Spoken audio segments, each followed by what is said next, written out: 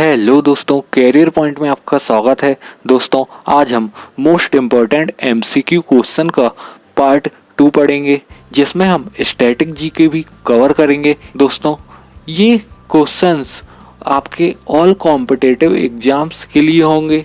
तो चलिए दोस्तों, स्टार्ट करते हैं। हमारा पहला प्रश्न है, डीएनए और आरएनए में भिन्न होता है। हमारे ऑप्शन है थायमिन, यूरेसिल, एडिनाइन या फिर गुआनिन। हमारा सही आंसर है यूरेसिल। दोस्तों, डीएनए का फुल फॉर्म है deoxyribose nucleic acid. DNA model Watson and Crick ने दिया था। डीएनए डबल हेलिक्स द्विकुंडलित स्ट्रक्चर है। डीएनए न्यूक्लियस तथा माइक्रोकॉन्ड्रिया में पाया जाता है। डीएनए को जेनेटिक मटेरियल भी कहा जाता है। दोस्तों, आरएनए का फुल फॉर्म है ribose nucleic acid. RNA model Friedrich Miescher ने दिया था। यह सिंगल हेलिक्स स्ट्रक्चर है। आरएनए कोशिका द्रव्य और न्यूक्लियस में पाया जाता है। राइबोस का मतलब प्रोटीन का निर्माण और उसका संश्लेषण करना है। आरएनए 3 टाइप का होता है, जिसमें पहला है mRNA यानी मैसेज आरएनए, दूसरा है rRNA राइबोसोम आरएनए, तीसरा है tRNA यानी ट्रांसफर आरएनए। हमारा दूसरा प्रश्न है, थॉमस कप किस खेल से संबंधित है। हमारे ऑप्शन है क्रिकेट, बैडमिंटन, फुटबॉल या हॉकी। हमारा सही आंसर है बैडमिंटन। दोस्तों, Malaysia Open, Thailand Open, Uber Cup, All England Open, Indonesia Master, Premier Badminton League, Korea Master और सुदीरमन कप भी बैडमिंटन से संबंधित है। हमारा तीसरा प्रश्न है, भारत में दूसरी सबसे ज़्यादा बोली जाने वाली भाषा कौन सी है। हमारे ऑप्शन है तेलुगु, मराठी, तमिल या बंगाली। हमारा सही आंसर है बंगाली। दोस्तों, हिंदी दुनिया में चौथी सबसे अधिक बोली जाने वाली भाषा है। चौथा प्रश्न है, अंकोर वाट मंदिर समूह किस देश में स्थित है। हमारे ऑप्शन है श्रीलंका, भारत, नेपाल या फिर कंबोडिया। हमारा सही आंसर है कंबोडिया। दोस्तों, श्रीलंका की कैपिटल है श्री जयवर्धने कोटे।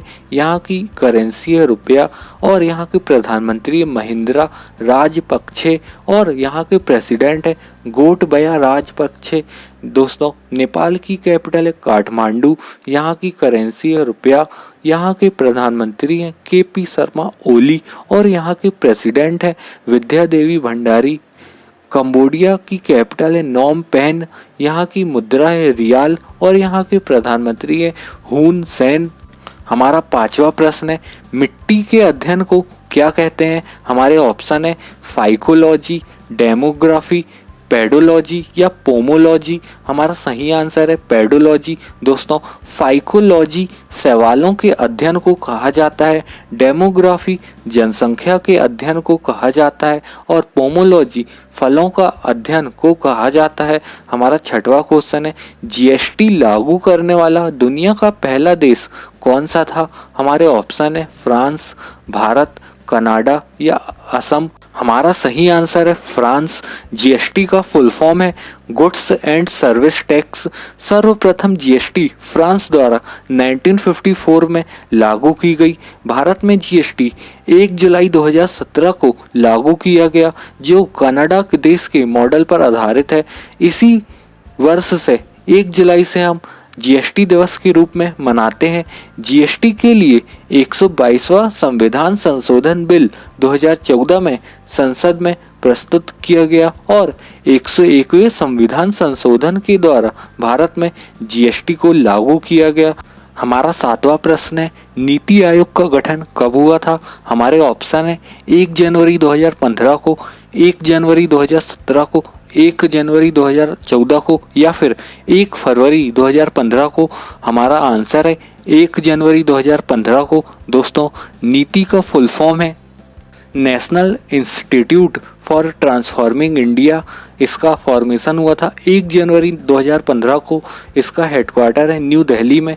इसके चेयरमैन है प्रधानमंत्री मोदी जी और इसके वाइस चेयरमैन है राजीव कुमार। इसके सीईओ हैं अमिताभ कांत। 8वां प्रश्न है, भारत में नियमित जनगणना की शुरुआत कब और किसने की? हमारे ऑप्शन है 1872 Lord Mayo, 1881 Lord Ripon, 1872 Lord Ripon या फिर 1881 लॉर्ड मेयो। हमारा सही आंसर है 1881 लॉर्ड रिपन। दोस्तों 1872 में लॉर्ड मेयो के द्वारा प्रथम असफल अनियमित जनगणना कराई गई थी।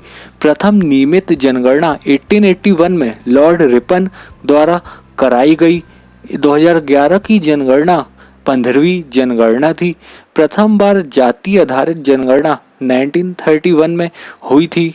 हमारा 9वां क्वेश्चन है, अरुणाचल प्रदेश की राजधानी क्या है? हमारे ऑप्शन है कोहिमा, गंगटोक, ईटानगर या दिसपुर। हमारा सही आंसर है ईटानगर। दोस्तों अरुणाचल प्रदेश का फॉर्मेशन हुआ था 20 फरवरी 1987 को। इसकी कैपिटल है ईटानगर। इसके चीफ मिनिस्टर हैं प्रेमा खांडू और इसके गवर्नर हैं BD मिश्रा। यहाँ पर कुल लोकसभा सीटें हैं 2 और कुल राज्यसभा सीटें हैं 1। दोस्तों इसकी सीमा 2 राज्यों के साथ लगती है जो है असम और नागालैंड, और साथ ही इसकी सीमा 2 देशों के साथ भी लगती है जो है चाइना और म्यांमार।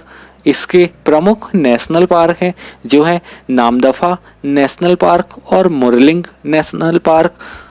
10वां प्रश्न है, स्टैच्यू ऑफ यूनिटी की ऊंचाई हाइट कितनी है? हमारे ऑप्शन है 597 फीट, 187 मीटर, 590 फीट या फिर ए और बी दोनों। हमारा सही आंसर है ए और बी दोनों। दोस्तों स्टैच्यू ऑफ यूनिटी की नींव रखी गई थी 31 अक्टूबर 2013 को और इसका अनावरण किया गया 31 अक्टूबर 2018 को, क्योंकि 31 अक्टूबर को सरदार वल्लभ भाई पटेल जी का जन्म दिवस होता है।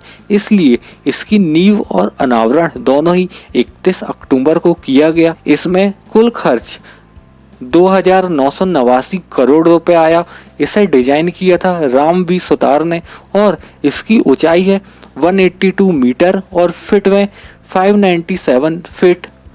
इसे लॉर्सन एंड ट्रूब्रो L&T कंपनी ने बनाया और यह साधु बेट सरदार सरोवर बांध के निकट गरुड़ेश्वर बांध, नर्मदा जिला, गुजरात में स्थित है। दोस्तों यदि आपको हमारी वीडियो पसंद आई हो तो वीडियो को लाइक, चैनल को सब्सक्राइब और वीडियो को ज़्यादा से ज़्यादा शेयर जरूर करें। ओके दोस्तों, थैंक्स फॉर वॉचिंग।